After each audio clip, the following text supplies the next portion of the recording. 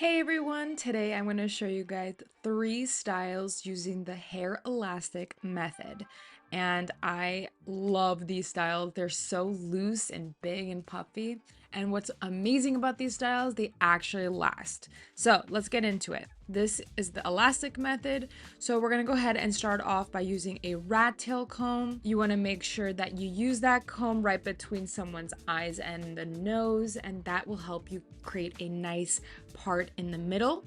Then I go ahead and use my braiding pomade, and I put the product all throughout the hair, and I just use my fingers and spread it all around, then using a comb to really get in and spread that product. Now I'm going ahead and separating and putting the hair into different sections. I'm kind of putting it into sections at an angle. So you can see with the first section, I kind of made it a little triangle at the very top of the head. And then I'm mimicking the other sections just like that as well, just getting an angle from that little triangle. And then if you need to use some of the pomade a little bit and get that clean parting, it helps with any frizziness, you can definitely do so. I will also mention that the hair elastic that I'm using, it's these black ones, of which I will link in the description down below. This helps because sometimes these elastics will pop and we just don't want that.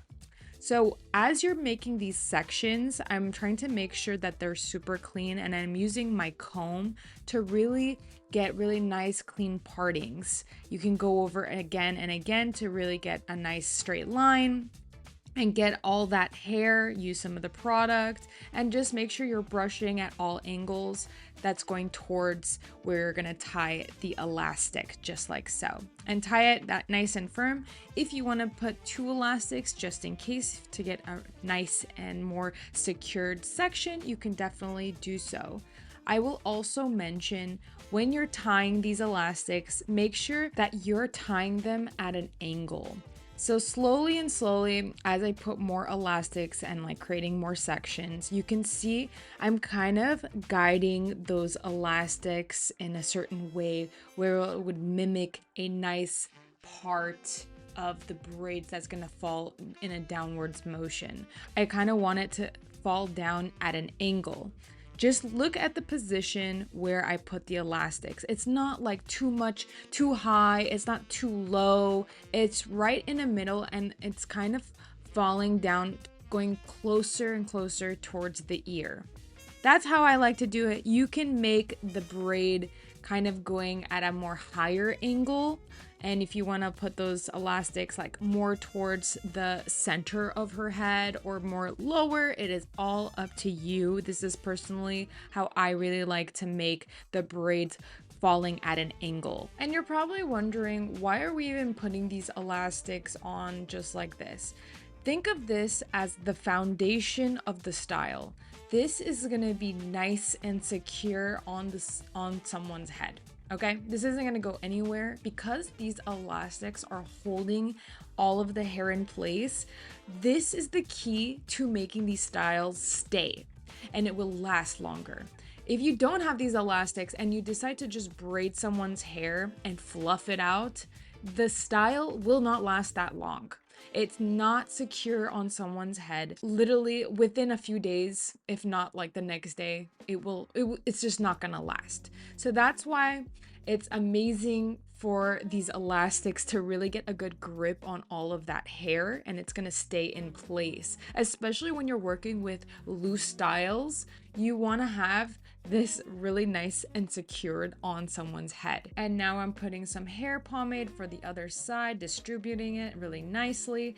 And you can see right over here, I'm gonna use the other side as my guide to just mimic it on the other side. So using that rat tail comb, I'm just making sure I'm parting it and then making sure I clip the rest away, and then tying the elastic, mimicking the other side. You can make sure that the lines are lining up correctly by one end to the other and see if they're lined up correctly. And that is how you're mimicking with the other side. So that's looking good. I'm happy about it. And you can just do that with the other one. See, for the next section, I'm making sure that the line is connecting with the other line and just try to mimic it the same as the other side. So that's kind of like our guide. And you want to make sure as we're tying all of the elastics, it is also going towards an angle, just like how we did on the other side. And as long as you guys are using some pomade, as long as you're using your comb, brushing through all of those sections so it's nice and clean, your hairstyle is gonna come out really nice when you have a good foundation, just like so. So I'm thinking for the next video, I will show you guys how to do the same method, but using hair extensions, braid hair extensions. So that way the hair is more fluffier. You can have color with it. You can do so much with hair extensions. And if you guys want to check out my website, everylittlestrand.com, you can definitely go see some hair extensions that you can apply to this type of style or any braid style that you want. So definitely recommend. I'm a small little business that's slowly growing, and I would love and appreciate your support to come and check out the website. Or just check out my YouTube channel and watch the videos, and I hope you guys are learning something from that. Enough with the plug-in, now onto the style. The first style is gonna be pancake braids. This is a 3-strand braid, but we're just gonna be fluffing them out. So we're starting off with the 3 strands, starting with that first section, and we're gonna be making sure we are braiding underneath each time. I find when you braid underneath, this is considered a Dutch braid. So the braid is more visible. It's more pronounced. If you braid over each time, you're gonna be getting a French braid, which that braid isn't as visible compared to the Dutch. It's kind of up to you on what style you like more, because you can do it either way. Just make sure as you braid, you're as close as you can to the scalp. I have a whole video on where to put each strand onto what fingers. So good finger placement is extremely important. And if you do struggle with something like this, I will put it in my description down below. And I literally go step by step on the finger placement on how to braid. Even if you want to braid on your own scalp, this is the video for you. But yeah, as long as you guys are making sure you're braiding as close as you can to the scalp, and then you take each strand from the sections, you'll be good to go. And you can see right here, I'm slowly tugging on each side of the braid, and you just take your time, fluff it out, and make sure you have one hand still holding on to that braid. So when you fluff it out, you're not losing the formation of the braid. Now I'm going in with my texturizing spray. It helps with volume and making the braid become so much more fluffier than it has to be. I swear I love this product so much. Like, you don't even have to use this for braids. Like, you can use it for curls, you can use it to get a little bit more volume on your style. It's amazing. I love it. And yeah, I'm literally using it all throughout all of the styles. So you'll be seeing that product a lot, and I'll put it also in the description down below so you guys can take a look at that product. I do want to mention, once you get towards the bottom of the nape area, just make sure your hands are as close as you can to that bottom nape area. Like I said, all throughout the process, you want to be close to the scalp, but especially towards the back. Some people, when they just braid and their like hands are not as close to the scalp, the braids will tend to be way more looser towards the bottom of that area. And then that way the style's not going to last that long. So make sure you're close to the scalp at all times. Now looking at the top of the head, you can see I'm not happy with how that top part looks. It's too empty. It's like sticking out too much. And a solution for this is using a bobby pin to pin it down. The reason why this is happening is because she doesn't have that much hair at the top of her head. Now, some people have way more hair, so this might not happen for them, but the easy fix is to get a bobby pin and pin it down. And voila, this is the final look, guys. It's a cute Dutch braid, but all fluffed out, aka the pancake braid, and loving how that came out. Now we're on to style number 2, the pull through braids. We're going to be using that same elastic method for the foundation. And I literally just took down the other style, and I'm just showing you guys now how to do the pull through. The first section, you're gonna go ahead and split it into two. Then for the second section, you just lift it up and get that two sections and then tie it off while that one section is out of the way. Make sure you tie it and secure it nice and firm. After we're done tying it, we're gonna go ahead and tug it loose. We're gonna fluff it up just how we did with the pancake braid. And we're gonna do that each time. The first strand, we're gonna split into two. The other strand, we're just gonna lift it up and tie the two together, just like so. And again, I'm using my handy dandy texturizing spread to really get all that braid nice and fluffed up. And yeah, it's pretty straightforward. You're just gonna make sure splitting the first strand into two, lifting the other one, and then tying it and then fluffing it up. I will say for this type of style is more easier versus the braids for those that don't know how to braid. This is the easier technique because you don't really need to know how to braid to do this. You just have to like separate it into different sections and tie it off. There's nothing like a special technique to braid. You just go ahead and just use the elastics to, it really does all the hard work for you versus the other one. So if you are a beginner and you do struggle with hair braiding, maybe first take a look at that video that I recommended if you did want to do something like this. But if you want to just have a fun, cute style, I recommend just using this style or the next braid style, which is the dragon hairstyle. Those two are much more easier if you don't know how to actually do a 3-strand braid.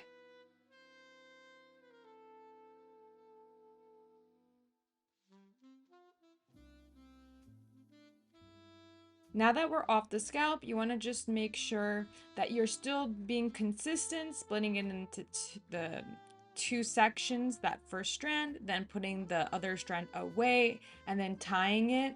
The only thing is different is that it's not on the scalp. So just doing the same method, using the spray if you need to really get that extra fluff. And then if you need to, use a clip to really get that hair out of the way.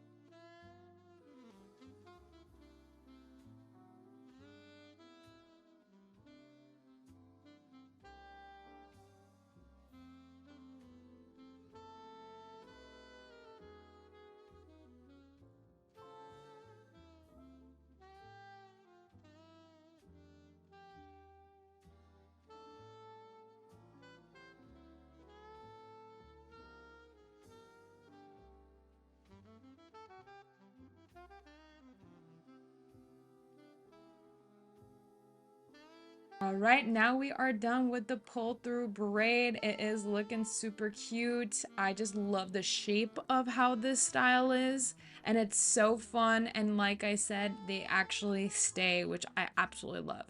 Now, for style number 3, we are doing the dragon braid.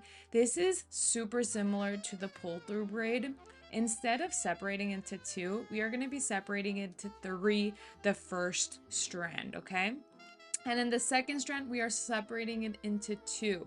We're going to get that middle part and put it right in between that 2 sections. Then get the outer strands of the first section. And then we're going to make sure we basically tie it together with the elastic, getting those 2 strands out of the way. and then using my elastic, tying it and securing it just like so. And the rest, you know what to do. We're gonna fluff it out. And if you need to use the texturizing spray, you can definitely do so. But yeah, especially when I'm working at the very top of the head, I want to be very gentle with all those little baby hairs. Those hairs are super sensitive, fragile. You don't want them to be breaking. So just please be gentle when you're working, especially towards the front of the head. Now, this is going to be a very repetitive process. Just like the pull through, you want to make sure you split the first strand into 3, then separating the second strand into 2, and making sure all those strands are in between, and then tying it with the elastic. It's pretty straightforward, very repetitive, and just make sure you're tugging on all of the hairs. Use the texturizing spray just to get that extra oomph, and you're gonna be good to go. As you go more down, you want to make sure you can have like a little clip to get all the hair out of the way for those 2 strands. You can see I was a little bit struggling there, and I had my wonderful model help me out with holding the hair, so that was really, really helpful. But it does help when you have like a clip, so you get all that hair out of the way.